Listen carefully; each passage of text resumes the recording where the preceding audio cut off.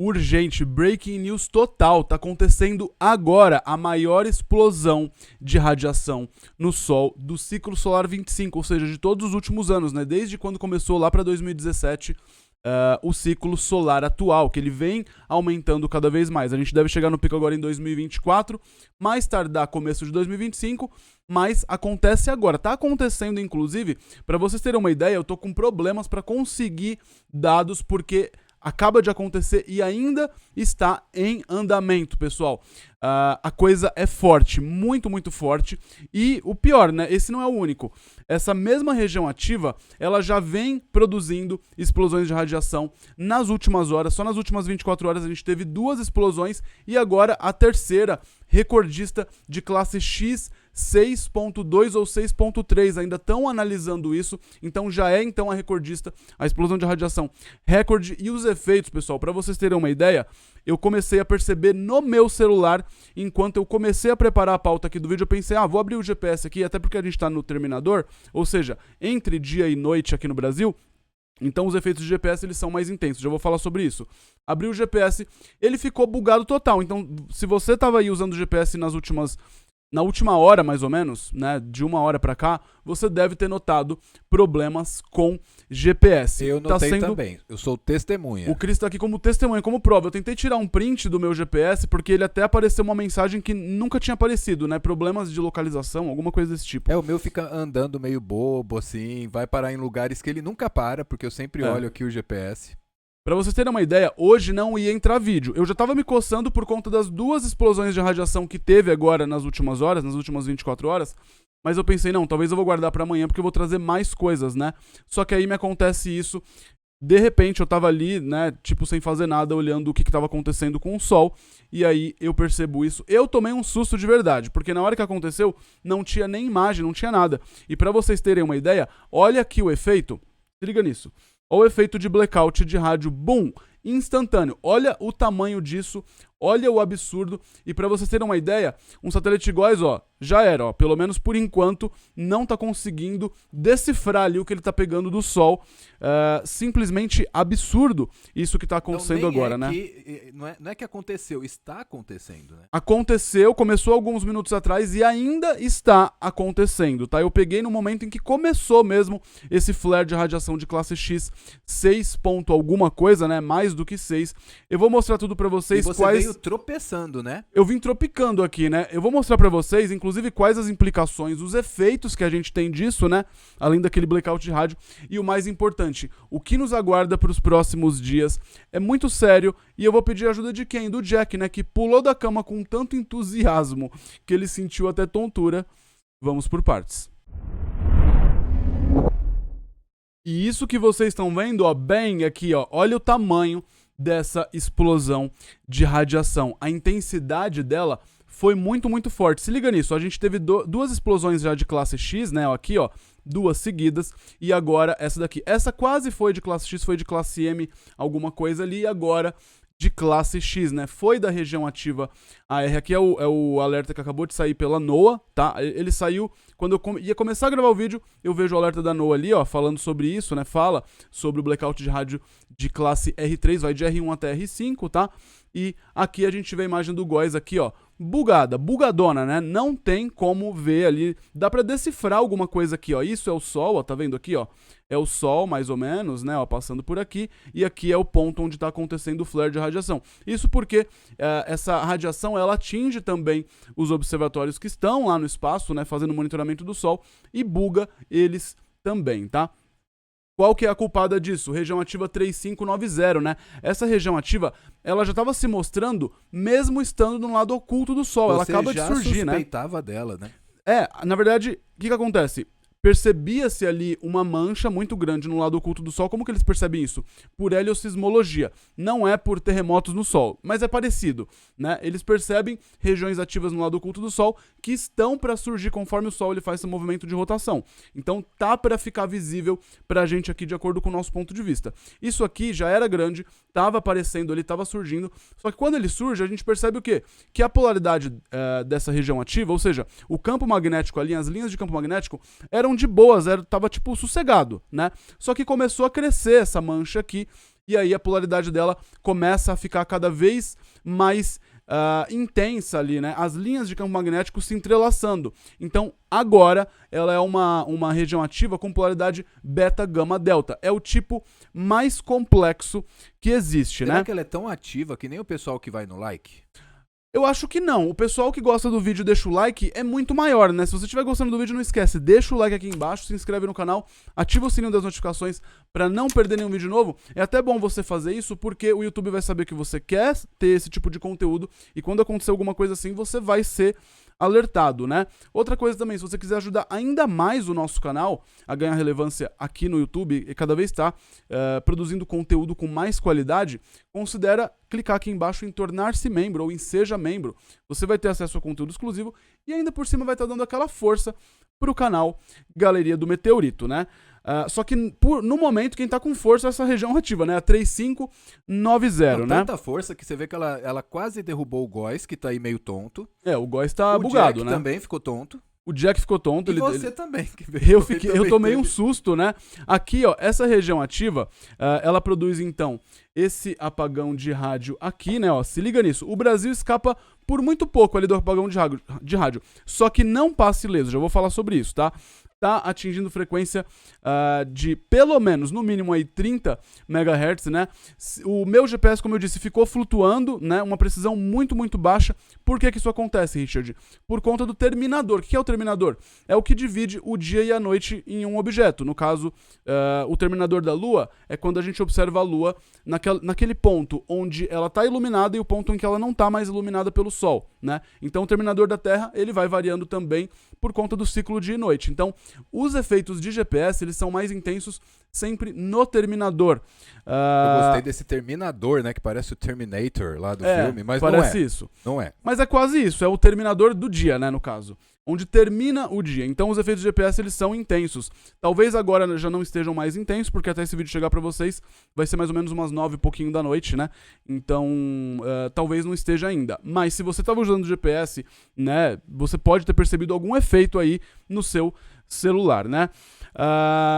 Outra coisa, né? Vem essa região ativa aqui, ó, se liga nisso, ó. Aqui é a polaridade dela, né, que tá muito, muito complexa, ou seja, muitas linhas ali de campo magnético se entrelaçando, acumulando muita energia, e isso é gatilho para a explosão solar de classe G. Eu sempre falo para vocês, ó, quando a polaridade ali, ela tá muito emaranhada ali, né, as linhas do campo magnético, elas estão muito emaranhadas, vai dar explosão, e é possível que seja de classe X, ainda mais quando é polaridade beta, gama, delta, né? E aqui a gente vem, ó, de várias explosões de radiação no Sol da mesma região, tá? Ó, se liga, onde atingiu aqui esse blackout de rádio, ó. Isso foi de X 1.9, foi da mesma região ativa 3590 e aconteceu ontem, às 23 horas e 7 minutos, pelo horário internacional, tá? Ontem, dia 21 de fevereiro. E isso que vocês estão vendo é outra que acontece hoje, né? De classe X 1.7. X é o tipo mais intenso, mais forte de explosão de radiação. Classe X 1.7, também da mesma região, a R3590. Aconteceu hoje, 22 de fevereiro, às 6 horas e 32 minutos pelo horário internacional. E aqui a gente tem um de classe M, que aconteceu, né, agora recentemente também da mesma região, aquele que foi quase de classe X, e agora o de classe X, né, X 6.3. Olha o pico aqui, ó, que a gente tem de fluxo de radiação chegando aqui no nosso planeta, e como vocês sabem, né, quando a gente recebe esses dados, os efeitos já estão acontecendo, porque é velocidade da luz, é pura radiação sendo emitida. Então, assim que a sonda, imagina uma coisa, tá o Sol aqui, a sonda tá aqui e a Terra tá aqui, né? A Terra é o meu microfone. A sondinha tá aqui observando o Sol, né? O Sol tá aqui, ó, e aí ele libera uma explosão aqui, né? Produz uma explosão de radiação. A explosão de radiação viaja na velocidade da luz, chega na sonda na velocidade da luz. Quando a gente recebe os dados da sonda, essa explosão, ela também já chegou exatamente meio que no mesmo tempo. Na verdade, até chega um pouquinho antes do que o que a sonda manda pra gente. Por quê? É a velocidade da luz. O que tá saindo do Sol na velocidade da luz e não precisa chegar na sonda pra sonda pegar os dados e enviar pra gente, chega antes, um pouquinho, coisa ínfima, mas chega antes ainda, né? Então, os efeitos da explosão de radiação, eles são intensos. Dá pra prever? Na verdade, não, porque quando a gente recebe isso, né, a gente já tá tendo os efeitos disso. diferente da ejeção de massa coronal, que eu já vou falar um pouquinho para vocês, tá? Outra coisa também são os efeitos que vão além, né, do blackout de rádio, além das falhas de GPS, além da comunicação com satélite, né? É porque tem ligação também com a crosta terrestre. Esse tipo de explosão de radiação, principalmente quando a gente fala de explosão de radiação de classe X, que é o tipo mais intenso, né? Que ele faz, né? Uma mudança brusca no campo magnético da Terra, mesmo não tendo ejeção de massa coronal, tá claro? A ejeção de massa coronal é pior, já vou falar sobre isso, mas causa uma mudança brusca no campo magnético da Terra, e isso induz correntes elétricas também na ionosfera, ou seja, na camada mais superior da nossa atmosfera. Pode ter ligação, não é certeza, né? Na verdade, assim, que existe, a gente só não sabe quantificar como seria isso. Mas existem estudos que falam, né, sobre alteração de clima na região, ou seja, clima adverso, né? Vou dar um exemplo aqui, né, chutando aqui esdrúxulo. Acontece uma explosão de radiação e a gente tem, por exemplo, uma tempestade abrupta em algum lugar do planeta por conta disso, né? E não só, chega também na litosfera, especialmente em áreas mais condutoras, né? Ou seja, regiões ali, falhas geológicas, né, que já estão sob estresse, elas podem acabar, né? Isso pode acabar sendo um gatilho para terremotos e erupções vulcânicas. E como vocês sabem que quando eu mato a cobra, eu mostro a cobra, se liga nisso. Isso é só alguns dos estudos que falam sobre isso, ó. O clima espacial. Peraí, deixa eu tirar isso daqui da frente. Não tá saindo da frente, mas o clima espacial e os terremotos, né? Possível gatilho de atividade sísmica por fortes flares. Aqui, agora apareceu. Por fortes flares solares, né? Aqui a gente tem mais um estudo, ó, possível mecanismo de simulação de atividade sísmica por radiação ionizada de flares. Flare é explosão de radiação, tá? Flare solar. Tá? Aqui a gente tem mais um possível mecanismo de simulação de atividade sísmica por radiação ionizada por flare solar. Aqui a gente tem possível conexão entre flare solar de classe X, ó, e variação ao redor do globo e aumento da atividade sísmica. Tá? Aqui a gente tem mais um, ó, Space Weather Events, ó, eventos de clima espacial. Furacões e terremotos no México em setembro de 2017. Aqui eles falam sobre a correlação que eles encontraram. E tem mais um aqui, ó. Esse não são todos, tá? Tem vários outros. Atividade solar como um gatilho para mecanismos de terremotos, né? Então, esses, pessoal, são só apenas alguns estudos que eu encontrei aqui para mostrar para vocês. Esse aqui é particularmente interessante. Eles falam aqui, ó, que a atividade solar, como indicada pelas manchas solares, interferência de rádio e índices geomagnéticos, plays a significant but by no means exclusive role. Tem um papel fundamental, mas claro que não é exclusivo, né, o papel dele como gatilho de terremotos. No caso, assim, o que eles querem dizer é que tem um papel, né, fundamental para ser o gatilho de terremotos, mas claro, não exclusivo. Ou seja, existem outros gatilhos também que podem estar acontecendo lá na litosfera, por exemplo, né? Mas sem qualquer dúvida, né, eles colocam aqui que é uma das coisas que acabam desencadeando, né? Ou seja, aqui, ó, maximum quake frequency, a maior frequência de terremotos ocorre em tempos de alta a moderada flutuação na atividade solar. Aqui, ó, terrestrial solar flare effects, which are the actual coupling, which trigger quakes appear to be... Aqui, ó, os terremotos, né, parecem estar sendo abruptamente acelerados no ângulo da Terra, velocidade. Aí eles vão uma forma um pouquinho mais complexa falando, né? Os gráficos apresentados neste estudo permitem a previsão probabilística de terremotos aqui, ó, probabilistic forecasting of earthquakes. E quando usadas em conjunção com outros indicadores locais, podem providenciar uma ferramenta significativa para previsão específica de terremotos. Esse é só um dos estudos, porque tá uma onda aí de muita gente falando, mas é tudo monitorado o tempo inteiro.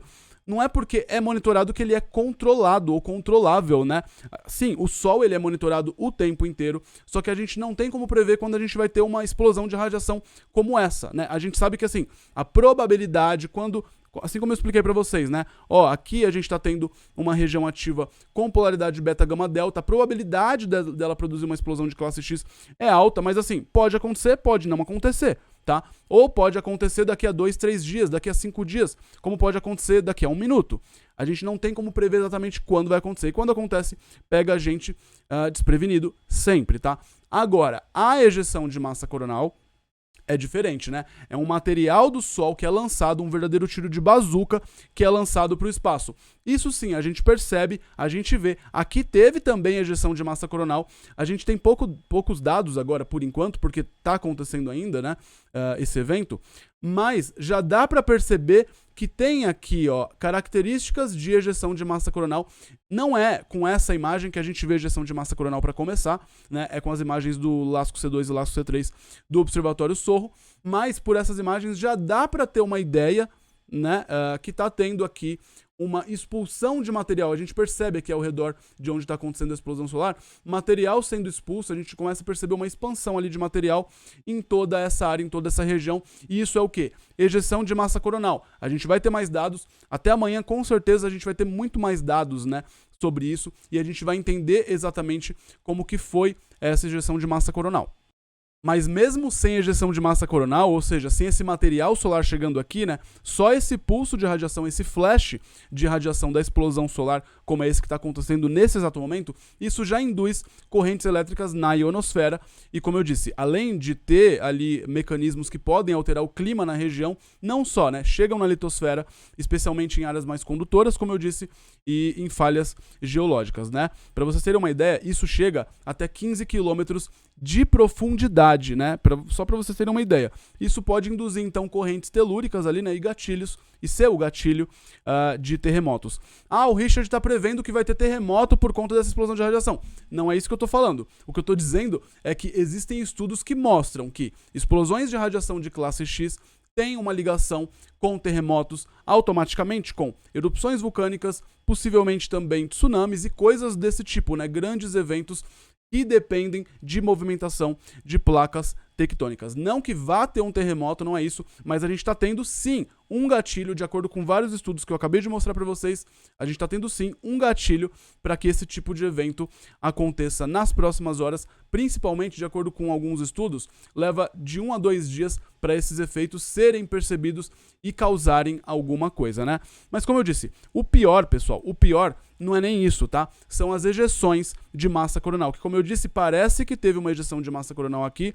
Isso sim, é material solar, é uma linha do campo magnético daquela região que, como eu disse, são várias linhas de campo magnético ali que estão emaranhadas, elas se rompem em um pedaço do campo magnético do Sol, viaja, né? E com ele, né, ele prende, né, aquela linha de campo magnético que está viajando, ela prende material solar, ela prende plasma, né, tudo isso altamente energizado, e isso viaja para o espaço. Se atinge o nosso planeta, se atinge o nosso campo magnético, aí sim a gente tem uma tempestade solar, né, ou uma tempestade geomagnética, que é a mesma coisa na verdade, né, cientificamente falando, se usa o termo tempestade geomagnética, mas é tempestade solar, né.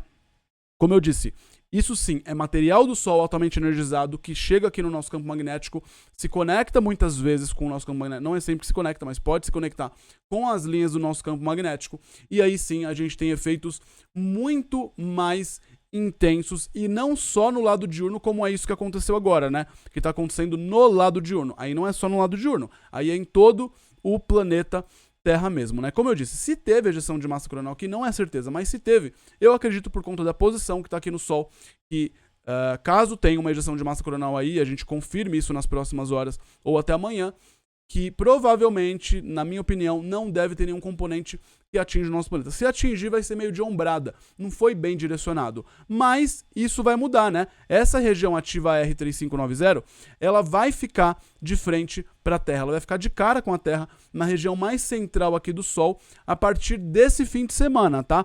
E vai durar aí mais ou menos uns 7 dias, 6 dias, né? Numa posição onde ejeções de massa coronal serão direcionadas para a Terra, caso elas ocorram. E tudo mostra que vão ocorrer, assim como novas explosões de radiação, né? Então eu diria que a partir do dia 24 agora, né, de fevereiro até o dia 1 ou 2 de março, a gente deve ter essa região ativa muito propensa a produzir explosões de radiação e injeções de massa coronal, e exatamente apontadas. O canhão, a bazuca, vai estar apontado para o nosso planeta. O pior vai ser no finalzinho ainda, tá? Lá para o dia 1 ou 2 de março, que é quando vai estar mais ou menos nessa posição, e aí os efeitos são ainda mais intensos por conta da espiral de Parker, né? Porque o Sol, o vento solar, tudo isso que está sendo emitido pelo Sol, sai como num espiral mesmo, né? E aí o que está mais nessa região acaba atingindo a gente mais em cheio.